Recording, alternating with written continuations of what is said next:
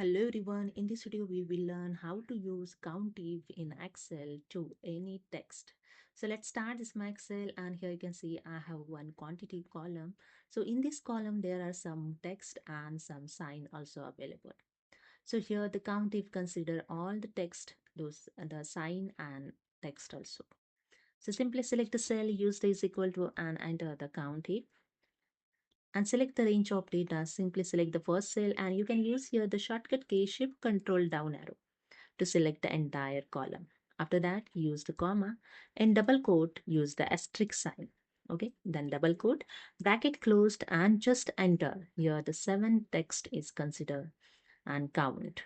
Okay, 7 count of any text. It's include all 1, see, and this also include 2, 3, 4, 5, 6, and 7. That's it. Here you can see the below is all numbers.